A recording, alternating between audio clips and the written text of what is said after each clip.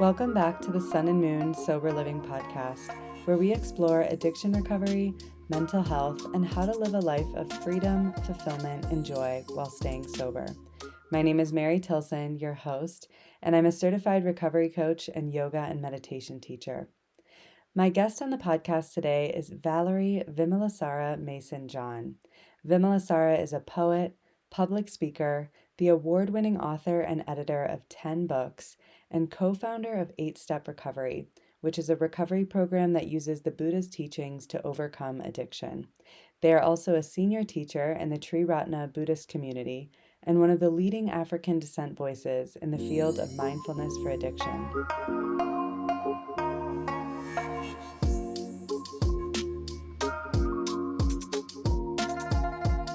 Well, Vimalasara, welcome to the podcast. I'm so grateful to be sharing this conversation with you.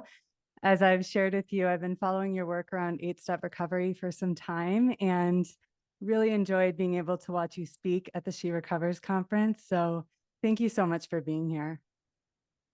Pleasure. Thank you for inviting me. Of course. And I always like to begin these conversations by giving our listeners a little bit of background into your story. So would you mind sharing about what led you into recovery in the first place? I always say that the most traumatic thing in life is birth. Yeah. So in a way, I would say one has always been in recovery, recovering something, but consciously in recovery and realizing I need to do something to change my life.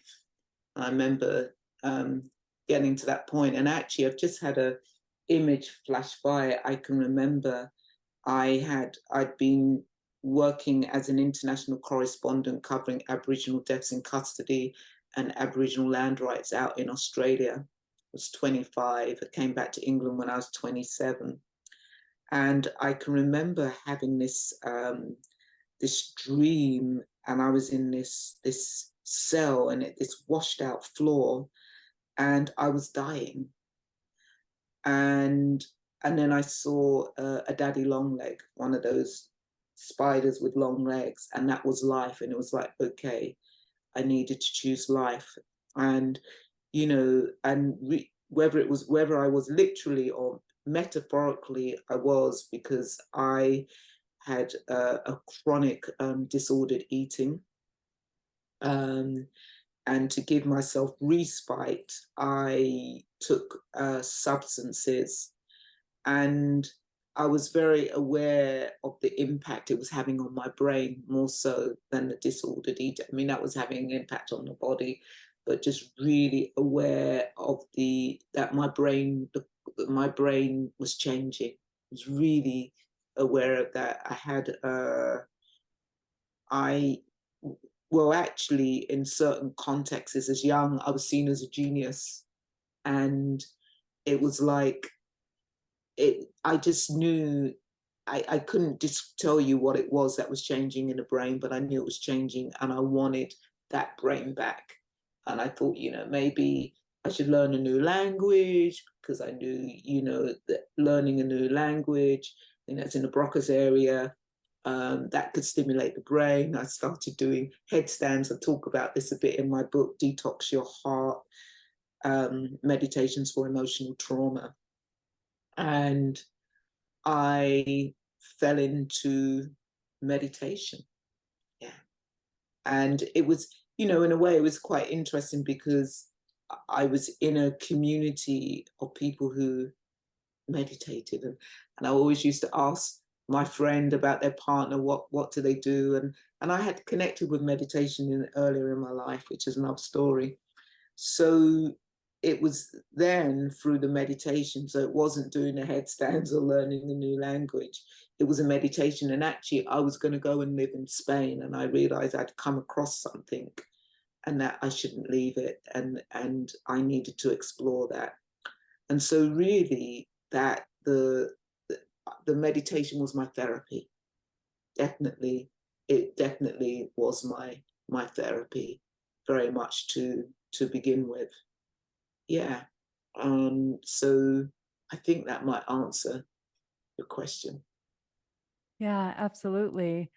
And I know you speak about in the book and sharing your story in your book, 8-Step Recovery, about the beginning of your experience with disordered eating and how your eating disorder, I think you say that, you know, you compare it to like a drug, the binging and purging. And I find that interesting that it comes up quite a bit with people having this experience, this crossover between eating disorders and addiction. And I'd be curious to hear what more about what your experience is with that and what your thoughts are on the relationship between the two. In a way, I'd say that I don't compare it. I see that disordered eating is an addiction for many of us, and it has the same components. If you think of, loss of control, you know, compulsion, yeah, craving, yeah. Just thinking of those C's of there's a fourth one I can't think of at the moment, which is compulsion, loss of control, yeah, cravings and the consequences, the four C's of addiction. And I would love to be part of some research and to really write about the addictive components of disordered eating, because I don't know any literature which actually talks about it from that perspective. So let's talk. I was an anorectic bulimic, so let's go. I was more kind of a chronic bulimic.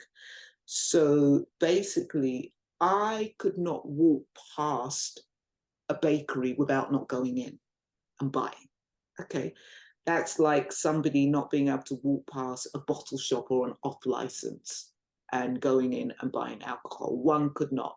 And I would be in there ordering this food. Then I couldn't, getting sugar, that thing, I couldn't stop. And then there would be the purging. And also that's addictive with the purging. I mean, let me just go back to the trance of ordering food. That's so trance-like, and nothing else mattered. When people talk about taking heroin, fentanyl, nothing matters, that's what they say. No, nothing. And that would be the same in that trance-like of binging and going from shop to shop to eat it. Nothing mattered. And then also you would have I'd have these altered states where balance would go, and you were just in this world. Nothing else mattered, yeah, in this world. And then the purging would put you into another particular state. And then, of course, when it wore over, what would you be doing? 5 minutes later, you'd be back doing it again. I can remember when food stuck in my throat and I'm having to jump up and down because it's like, am I going to kill myself? And finally, it dislodged. I collapsed by the toilet. And what am I doing half an hour later?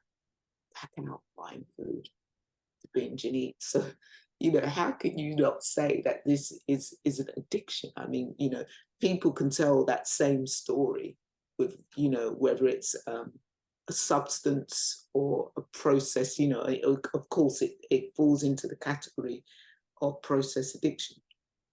Also, anorectic, when I was strictly anorectic and not the bulimic, I was anorectic for the first 3 or 4 years, and just the addictiveness of the lightness in the body and the power and the control, and losing that control was it was like, I had to get it back. There's the addictive rituals that there were, like sticking to, at one point it was like I would only eat 3 crackers a day and actually stick it, that addictive behavior, and sticking to it, and the high of being able to stick to it, and the high of being able to do all this exercise. I mean, at one point my body couldn't cope with the physical addictive exercise that went with it, and it was like it was in protest and needed more food, and that was the fear of holding on to the food, and the addictiveness to the shape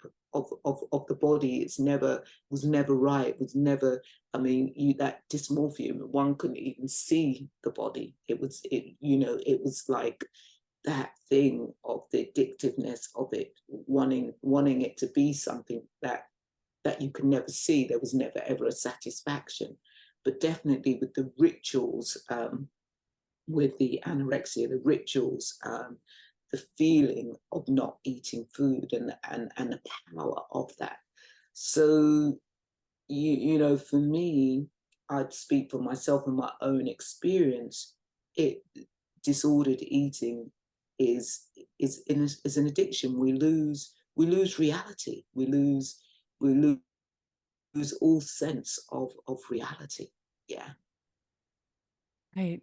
It's so powerful hearing you describe your experience with the binging and purging as a trance-like state and going into that. And then also, you know, when I hear your experience of getting something lodged in your throat and making yourself so sick, it does mirror, you know, alcohol and drug addiction, where you have these negative adverse consequences, but you continue engaging in the behavior. You are right back at it. So what is it that you think was driving you to engage in these behaviors? You know, the disordered eating, definitely the anorectic side of myself was wanting to hide the body and not wanting specifically men to look at the body, because, you know, part of my journey has been sexual trauma. And it's like, you know, men don't look at the body on a particular level if it's too thin, too thin.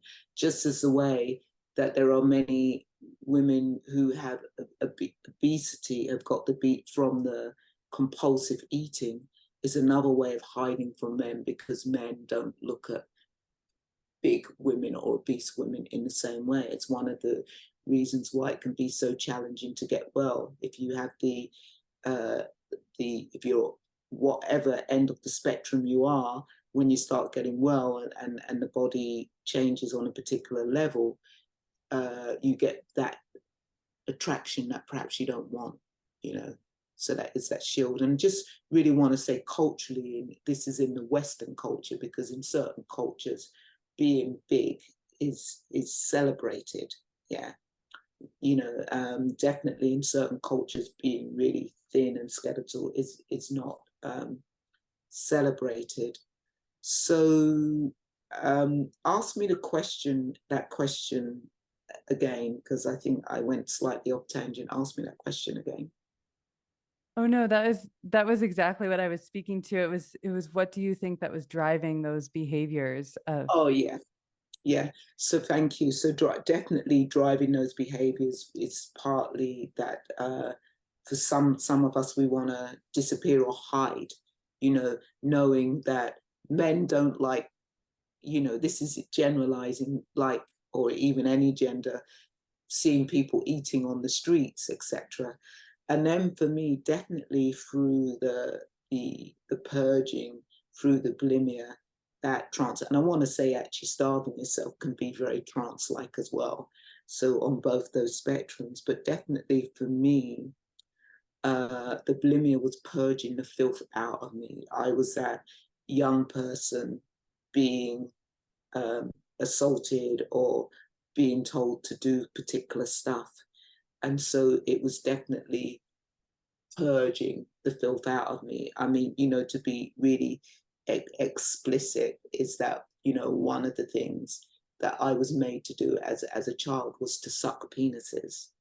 And so as that older, that for me, I was purging the filth out of me. And that definitely was the drama of the binging and the purging, definitely purging the filth out of me. Yeah. So let's just take a pause for a moment in that. Yeah.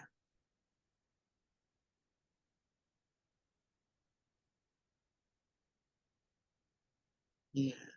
So, you know, again when we think of habitual and addictive behaviors of disordered eating, you know, often people are working out stuff that's happened in childhood.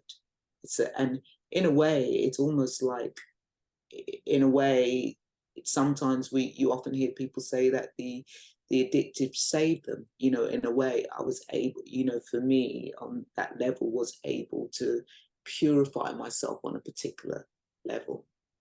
Yeah.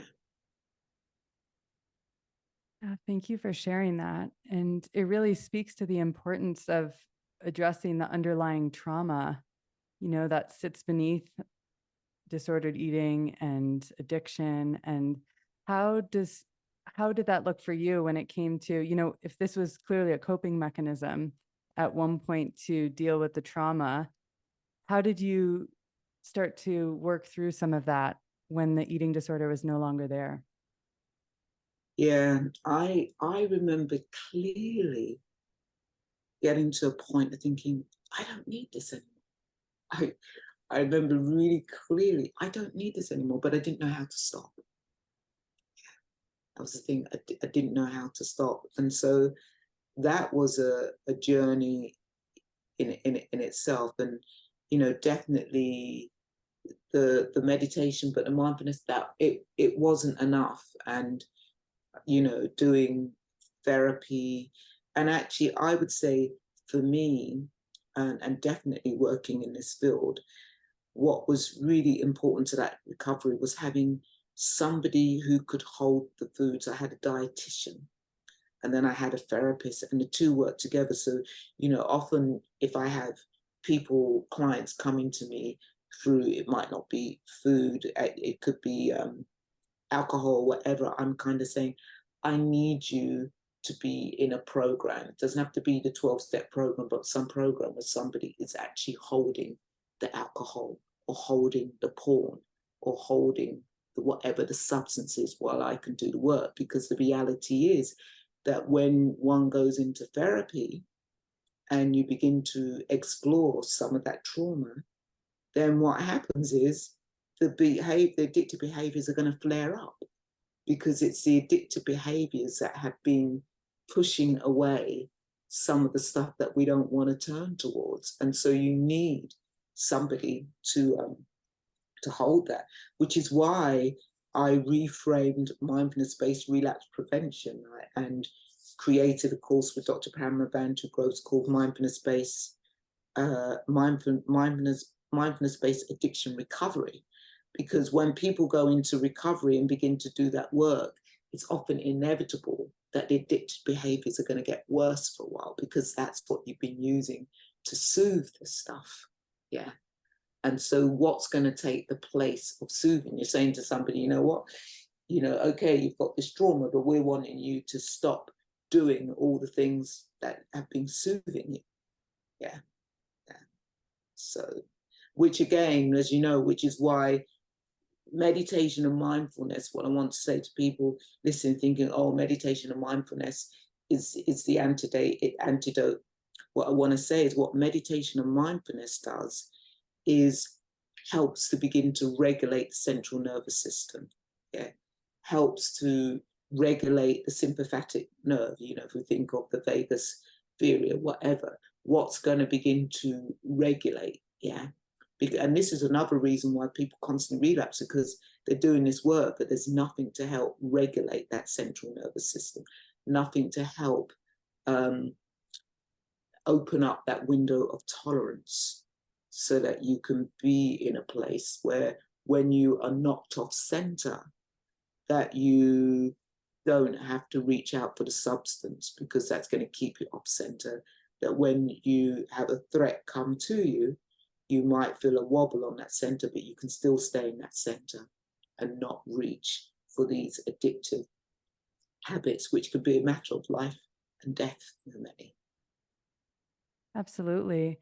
And what was that process like for you then when you started to be introduced to these practices? Did you notice that of starting to have a little bit more of the mindfulness practices brought in and then returning to the behaviors? At what point did you finally feel like you were free from them? Oh, you know, I often say that meditation and mindfulness is my Prozac. I mean, I got into meditation because I could get high on it. I mean, you know, it was like, okay, you know, it doesn't cost anything. It's not illegal. I can remember the millennium and all my mates, the parties that they were going to go to, because I was a party and a raver and partied and everything which went along with that. You know, I was actually the artistic director of London Mardi Gras Arts and helped put on the big street festival, and you know, in that very much that culture. But coming back to the millennium, I knew, I was like, I'm going on retreat for 3 weeks because I knew I would get high and have altered states from meditating.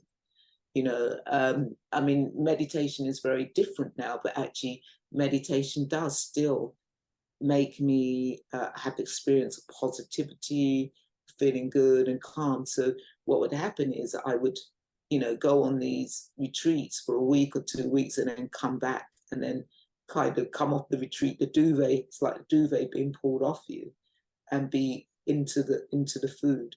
I was able, the letting go of the drugs and the alcohol was easy. Letting go of using the food was hard and still is challenging. You know, it's like, you know, sometimes people say, well, you know, food is a lot more harder because, you know, you can't be abstinent from food. Well, the people who are anorectic are often abstinent from many foods. And what we have to look at, and it's the same when we're working with people who perhaps have got sex addiction or whatever, is looking at what are the behaviors that get you into trouble. Yeah. And those are the things that we need to really look at being abstinent from or having some kind of harm reduction from. So for me, in terms of the food, sugar. Yeah. It's like I have to be really aware of sugar. Yeah. And, you know, because if I was eating, it's like all the rage is now medicinal cacao. Yeah, let's have medicinal cacao. It's all the way, whatever. And it's like, well, I can't really do that all the time because if I have chocolate in my system and I can't stop, then I'm going to have my head down the toilet. So the bottom line is I don't want my head down the toilet. Yeah. So, and then again, you know, I mean, of course, you know, in that recovery, you know, there are going to be times when I might, when I will eat more than what I want to eat. But, you know, it's learning to be with the discomfort of that and not going to the toilet to throw up, you know, or not starving oneself. So definitely, I mean, for me, my breakthrough was I can remember being in treatment, and I had this specialized treatment for disordered eating. And I remember coming to the end of it and thinking, well, if that doesn't work, what will work? And I remember I had a couple of lovers in Italy, and I was, you know, went to Italy to be with those two lovers and was a bit in protest. And I came back and I had a show to do. I had a one-woman show to do. And I remember thinking, I'm not going to be able to do this because the purging really has an impact on your throat. And this voice said, yes, you can. And it was like me, well, how? And it's like, well, just stop throwing up. And in that moment, it was like I wanted something more than the food. And I think to me, that's a key in recovery, that somehow we have to get to a place that we want something more than picking up. And how do we get to that place of wanting something more than picking up? You know, we can do all this stuff. It's like, you know, we get, you know, that fatigue. It's like, oh, I can't be bothered, can't be bothered. I'd rather just turn to the behavior than actually be in that place of discomfort. Because that's what we're doing, isn't it? You know, at the end of the day, working with saying to people, well, learn to be with discomfort. Who wants to be with discomfort? That's so true. And I think it's so easy to really hyperfixate on everything that's being taken away from us, like we're losing something, but to reframe it as the positive in your life and what it is that you want and what's on the other side in the recovery process seems like it can be equally valuable. Yeah. And I think definitely writing this book, there was a part of me thinking, wow, what was it? Why did I keep on relapsing? And actually realizing in the moment I was choosing something different. That's okay. And to just really acknowledge that. Yeah. Right. And how did you first get introduced to the Buddhist teachings? Because you have a beautiful way of bringing in Buddhist teachings in 8-step recovery to support people in finding freedom from addiction. And really so far beyond just people who are struggling with addiction. I feel like this book has something to offer absolutely everyone. But how did that come into play for you? Well, in my professional life, I don't really speak about it, but in my personal life, I'm ordained into a Buddhist tradition. I'm a senior teacher in my Buddhist tradition, and actually um, women into my tradition. So again, it was through meditation. It was through meditation, and I was with the Friends of the Western Buddhist Order, which is now called the Triratna Buddhist Community. And I can remember just starting going to talks and realizing these talks are having an impact on me.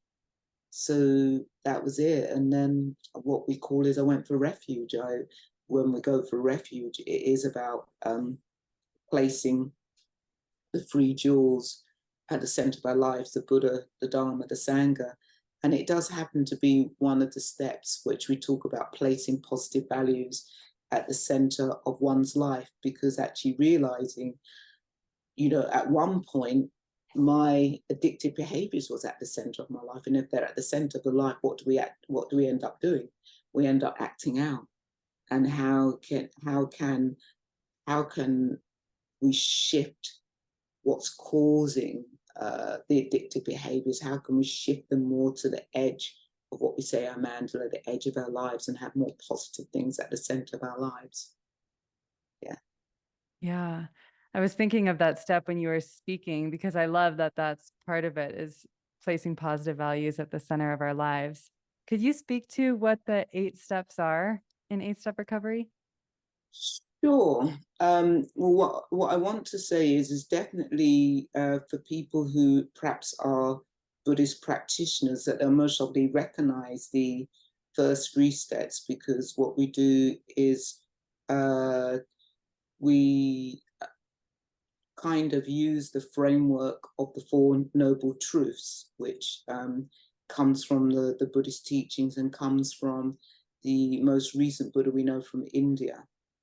And so what we do is just make the language more accessible. So, the first noble truth, that there is suffering. And I think people can find this sometimes people misunderstand that, because it's not saying that life is suffering. Okay. It's actually that there's certain things that we are going to suffer in life. That's part of it, but it doesn't mean to say that life is suffering. So basically, that first step is accepting that this human life will bring suffering, which is very different from saying life is suffering.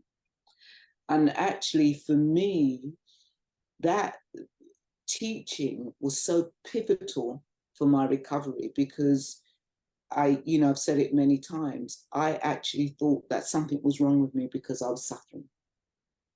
And I thought most of it I was the only one who's suffering. But when I was realizing, oh, this is part of life, it was almost like, oh, I'm human. Nothing is necessarily wrong with me, And then the second one is, the second noble truth is about there are things that cause suffering.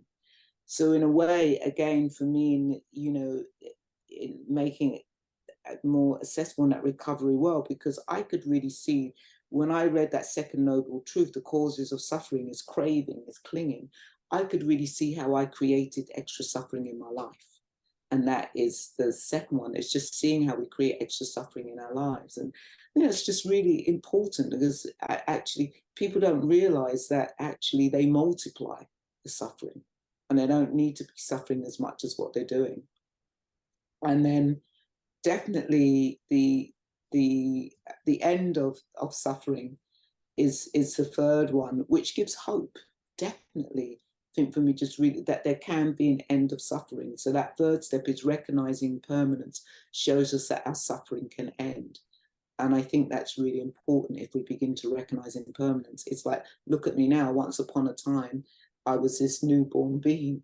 10 years ago, I'm very different from what I am now, even in that aging, that there is impermanence. And if we look out in nature, it's like in this part of the world, fall is upon us, that things are changing, things are dying. And then we move into the moral inventory, which is actually no. Let's see, the fourth step actually is being willing to step onto the path of recovery and discover freedom. And I think for us it was like, actually there needs to be a part of you who wants to do that, even if you've got one foot in and one foot out. That there has to be a part of you that wants to step on to the path of recovery. Because some people think, I don't have an issue, I'm not interested, whatever. There's nothing you can do. That's their choice, and it's only when that somebody opens up to that possibility, then, recovery can really begin. And definitely really think that, one, I know in my life, I've discovered freedom, continue to discover freedom. Step 5 is that moral inventory. Often people say, where's the moral inventory in 8 step, trying to compare it and liking it to 12 step. Well, that moral inventory is around transforming our speech, actions, and livelihood. Yeah. And definitely for some people, their livelihood supports their addictive behaviors. And that can be really hard, are you willing to begin to change that? Are you willing to begin to change your actions and your speech? Yeah. And then, as we said before, placing positive values at the center of our lives is step 6. And then I think for me, this is the step that I continually work at, is making every effort to stay on a path of recovery. And I remember somebody saying, effort, I've got to a point where I don't have to make effort. And I said, well, so when you experience yourself being uncomfortable, what do you do? Well, yeah, I could still turn away. And I said, well, the effort is doing nothing. How can we just be in just doing nothing when discomfort arises, when something we don't like arises, when we experience a threat, when we experience triggered? How can we do that? Yeah. So that's continually, I work with that. And then step 8. Could I pause you on that one for a moment? Because Sure. I find that to be one of the most challenging things in our modern world, isn't it? It's this addiction to busyness and filling the time and being productive. And I mean, do you see that's something that has become more difficult to navigate in our world today? It's that collective consciousness. I mean, it's almost like society in the West has been so created to produce more productivity out of us. It's almost like it's a good thing to be busy and to keep on going and doing all these things. And does it, because I think sometimes that gives meaning to people's lives. What if we think about it, it's really interesting. My partner has taken early retirement, and then I heard, I'm bored, don't know what to do, and then just really busying yourselves. And, what if it that you just stop and just do nothing, and basically, because, we don't have children, there aren't grandchildren, so I can see some of her siblings, their life is busy with the grandchildren. It's kind of full. That's like, is that the meaning of life? So it's, as you say, this busyness. Yeah. Yeah.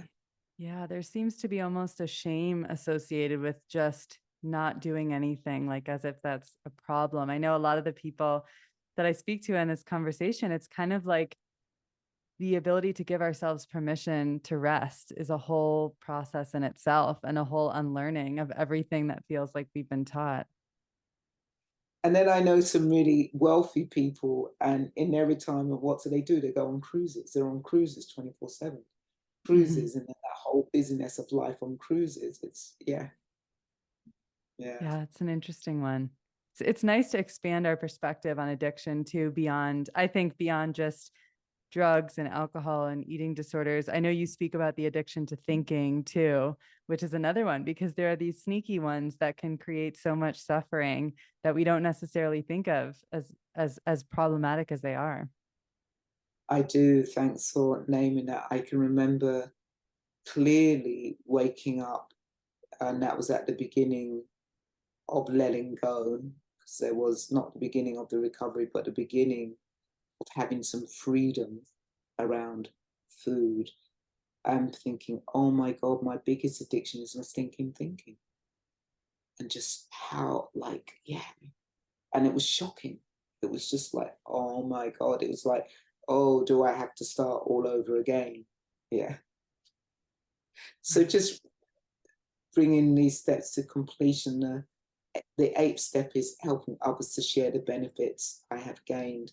And I want to say something about that, Mary, because often people get so excited, and it's like they've been in recovery for 6 months, year, and they want to change the world, and they want to set up meetings, and they want to do this, and they take a big fall. And it's like, I just want to say, actually, for me, when I never identified as somebody being in recovery. So in fact, when this book identified me, my whole identity changed on a particular level when this book came out. But I had been in recovery for a good 8, 9 years. Yeah. And what I say to people is, how we share the benefits we have gained is, it's just our recovery. You don't need to write books, but can we have that recovery and model that, and not tell people what they need to do, but actually to be in that? And I can really see that with some of my friends. A new friend in my life past couple of years is really attaching to me because they can really see the benefits of, not using the the substances of marijuana, of alcohol and whatever, and that's what they want to do. And so you just model that. How can we model it in our behaviors? Yeah. Right. That's such an important point. And also it brings to mind, even just by working your recovery, you're not causing harm onto other people too, right? Like Yeah. you're creating a safer space for people, the loved ones in your life, people you come into contact with. Yeah. Yeah, Mm. that's good to have that clarity, because I know that that's also a part of, it's in the 12-step tradition, and in yoga, there's an emphasis on being of service, and Mm. it's kind of defining, well, what does that mean? How do I be of service? And it's easy to see the really big kind of grandiose examples out there. But just to hear you say that is a really nice reminder that it can be working our own recovery too. Mm.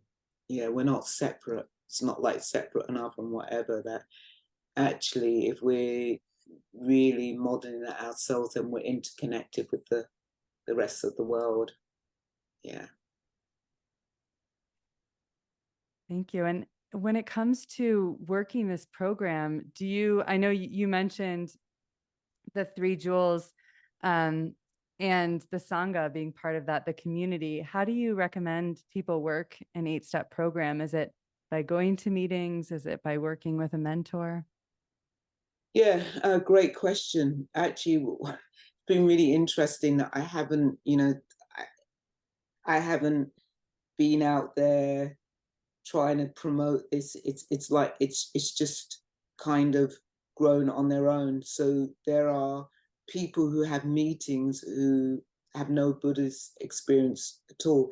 In fact, I would say that actually, I think if there was an intention, there was a hope that my Buddhist Sangha take it on, and it would be something that those, because it's very big in Europe and in England, and that the centers would offer this.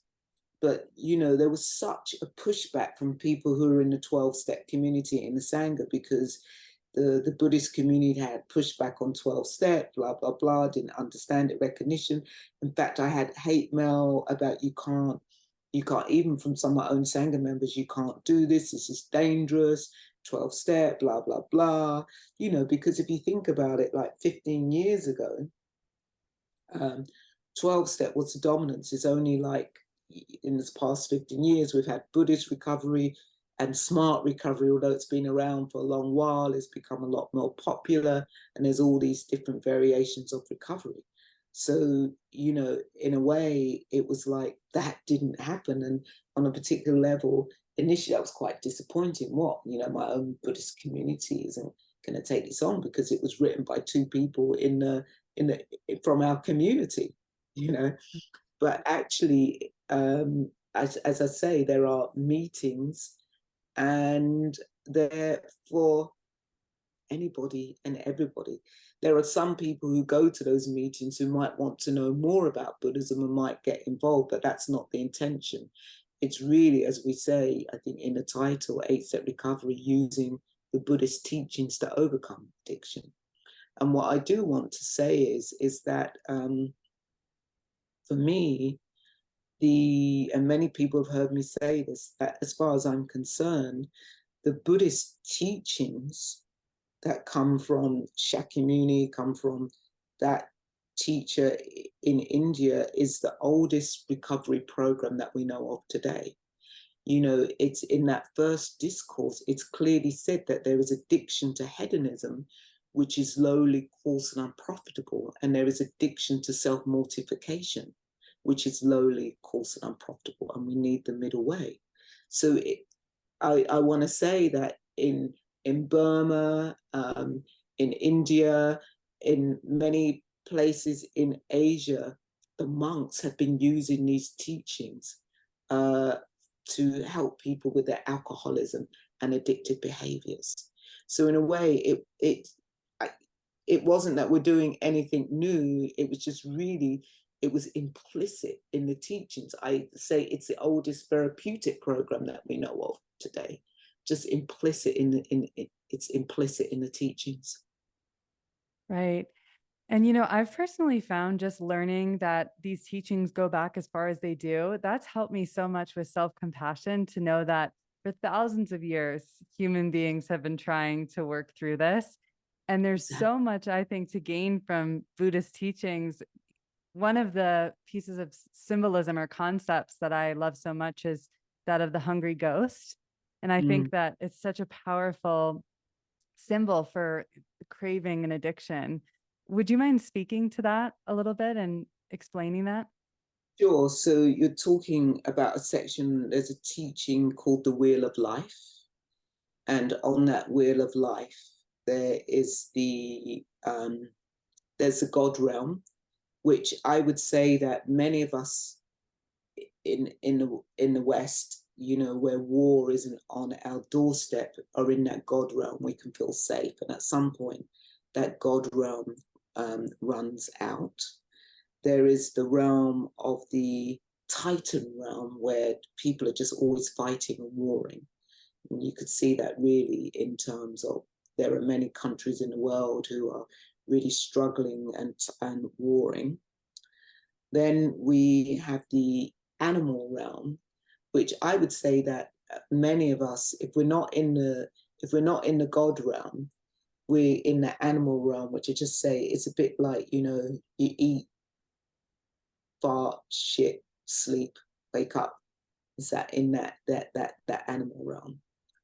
And then of course there's the hungry, there's the well, let's talk about the hell realm. There's the hell realm where, that people are really tortured. And we know even in that, those people perhaps who've got addictive behaviors could be in that hell realm too. That hell realm where it's just hellish. In fact, I would say at one point I was in the hell realm, oscillating between the hell realm and the hungry ghost realm. The hungry ghost realm depicts the craving, and it's like the image is a huge belly and a tiny mouth.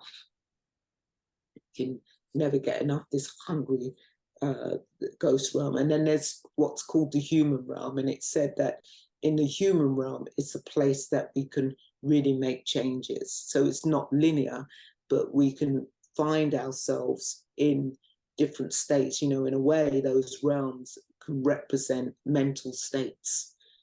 So that hungry ghost realm, represents the mental state of craving and clinging.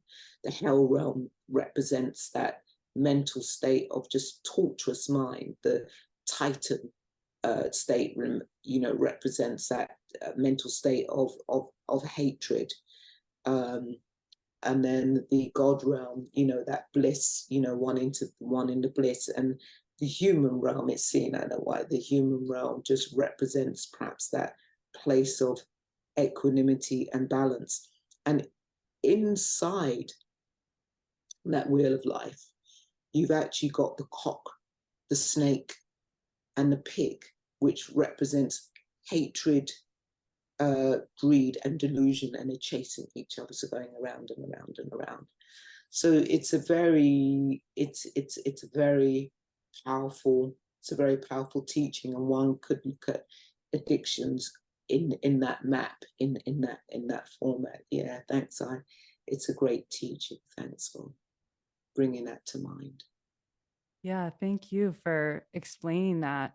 And when you describe it as mental states, I mean, do you notice yourself in your daily life now as a person in recovery move through those states and just being able to be aware when maybe a little bit of that, because I find that symbolism has helped me. Just the visual depiction of the hungry ghost has really helped me when I'm picking up on there's sort of that feeling of like the craving for more that can't quite get satisfied. Do you find that it's something that you move through those states, periodically, or just people tend to exist in one or the other? Well, I speak for myself. There's time, one of the things that I work with is this, people who know me, my attachment to raw cashew nuts. And there's times when it's not like I'll eat copious, but I'll get a small bag, and there's never enough. It's like, for some people it would last for a week. For me, keep on going back, and it's never enough. So I'm definitely in that hungry ghost realm. When it's never enough, it's not soothing. So, but there are times, I'm really aware of, as I say, if the world, certain parts of the world is on fire at the moment. And I suppose, kind of currently what's been brought to mind is, what's happening in the region of Israel and Palestine. And just, kind of like, I'm in this God realm at the moment. It's like, I'm safe. I don't have to worry about, my house being bombed, or, or I have to fear for my life. But then sometimes, it's like there can be that overwhelm, and I'm in my own dukkha, I'm in my own struggle, I'm in my own suffering, and all I can see is just what's in front of my nose. And so it's changing all the time. And what I want to say is that often, if we have the privilege to be able to be in recovery, because I think it is a real privilege to be in recovery, is that often we know that there are many seekers to be, bliss, to be in that God realm. And we do it in many different ways by, we might want to do it through taking drugs, and I want to include psychedelics in that, because it's often thought that psychedelics are the good drugs and everything else is the bad drugs. But hey, they're all doing something similar. And we're wanting this bliss-like state. But, if we go back to the teachings of Shakyamuni, as a prince, he didn't vow to find enlightenment, he vowed to find an end of suffering, which is very different. And I think, again, that what we have to remember, those of us who've got these addictive compulsive behaviors, that it's not like we're reaching for the bliss. We want to be in that God realm, but actually we need to find the end of the suffering. And to find an end of the suffering, we have to come face to face to our suffering and be with that to be with that suffering. So, you know, in answer to your question, people are moving around all the time, and it's not linear. And depending on what's going on in people's lives, you know, if somebody's just died, you hear that parent or whatever, you could go into the hell realm, or you might even go into the hungry ghost realm. Yeah. Well, if there is anyone who's listening, and you've shared so much valuable wisdom over the last hour, and thank you so much too for sharing from your personal experience. If there is anyone who's listening who finds themselves in that sort of vicious cycle, what would be your best advice to that person of the next best step that they can take after finishing listening to this conversation? You know, I suppose it's cliched, but not to lose, I was going to say don't give up, but that's not to lose, not to lose possibility in your recovery. Because I think sometimes I could say not to lose hope, but that can make us quite passive. Hope to be saved, but there are that reminding ourselves that there are possibilities, and that for me definitely that was really important, that the possibility of being able to let go, the possibility of being able to have freedom, that freedom is possible. And that actually, you know, I love, there's an aphorism in the spiritual world, and it says, before enlightenment is chopping the wood and hauling the water, and after enlightenment is chopping the wood and hauling the water. And I think this is really important, because often I think sometimes people think, oh, well, if I let go, everything's going to be okay. No, if you let go of the addictive or compulsive behaviors, you're still having to deal with the same old crap, but you're dealing with it without the filter of your addictive or compulsive behaviors. And so that's what gives us freedom. So in a way, is that there are possibilities. And the other thing is, if you've been really working at something and it still hasn't worked, try something different. It's not working. You know, it's like, you know, if you've been in the rooms of 12 steps for 20, 30 years and still nothing has happened, it's time to try something different, because there are different things. And it may be that, you know, to take total agency. And I really do, you know, I might be quite radical, but, you know, if you're somebody who you think, well, you want to try assisted, you know, ketamine therapy, or you want to try assisted, try it. You know, because for some people it works. Not to think, oh no, that's really bad because people say it's bad, but actually there are so many different paths and modalities, and I don't know what one is going to work for you. What worked for me was meditation, mindfulness, Buddhism, and therapy, specialized to people who knew about the disorder that I have. I think that's really important, because sometimes we can go to people who don't really know. They might be general or working with addiction, but they don't know, and so they don't know when the wool is being pulled over their eyes, because people don't understand the nuance of alcoholism, or the nuance of porn addiction, or the nuances, you know. So yeah. Well, thank you so much. Thank you for your time. And I'm going to be sure to link your details in the show notes. In closing, is there anything that you want our listeners to be aware of, where they can connect with you, or any resources you'd like to share with them? Yeah, it's about time I updated my website, but you can get in touch with me on my website. I have a new book coming out next year. It's a pocket book. It's called A First Aid Kit for the Mind, Breaking Habitual Behaviors. So do reach out for that. I do public speaking engagements and training. You know, training in the MBAR, the Mindfulness-Based Addiction Recovery Training, which is, I think I have an 8-week, I need to put that on the website. I have a training coming up, the MBAR training, which is a month long online. It's you just send a short video every day. So there's that. Or if you want me to come in and do some training with you, I can do that. I work legally. I can work legally in Canada, the US, and England. I used to say Europe, but whole Brexit stuff. It's like, yeah. So yeah, and you can find me on my website, which is my name, Valerie Mason with a hyphen and John.